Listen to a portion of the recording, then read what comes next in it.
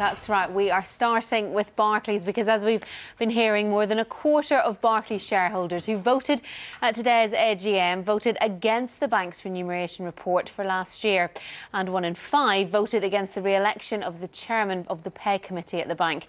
Now, the protest vote was expected, and earlier today, in an attempt to diffuse anger over boardroom packages, the chairman of Barclays apologised to shareholders for badly communicating its pay policy.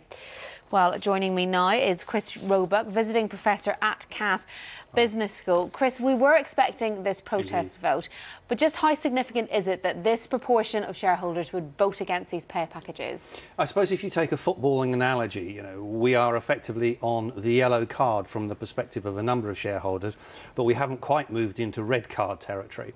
So, provided the major institutional shareholders, particularly the large overseas shareholders, are happy, then to some degree the Barclays management is reasonably safe.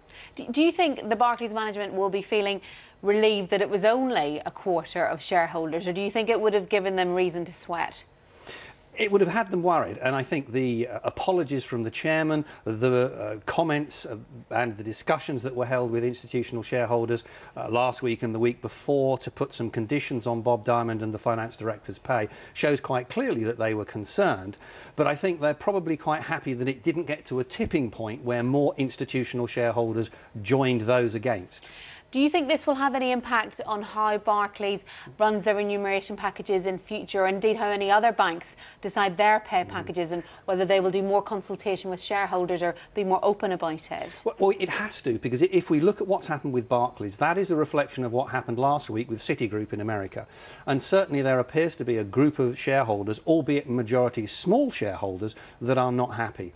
The key thing is, if the institutional shareholders start getting upset and saying the share of the cake going to the executives versus us is too high, then they have a problem. But looking at this, we mustn't forget Barclays is not just a British bank. It's a global bank with global customers and global shareholders, and it makes most of its money outside this country. So those people matter just as much as the shareholders that go to the festival hall. Now, looking at this share price, I mean, their shares have performed well. Overall, the FTSE 100 is up about 1% on this year. Barclays shares are up almost 18%. I mean, shareholders have got to be pleased with that. Yes, and if you look at Barclays compared to some of the other British banks, indeed some of the other global banks, Barclays have come out of the financial crisis and this reasonably well. So you can credit Bob Diamond and the other members of the leadership team with having a reasonably good strategy and driving performance. So in that sense, it's not all bad. It's a good picture, but that doesn't remove the moral question that people have. The public question is, why should people earn this amount of money more in 1 year than a soldier in Afghanistan or a nurse?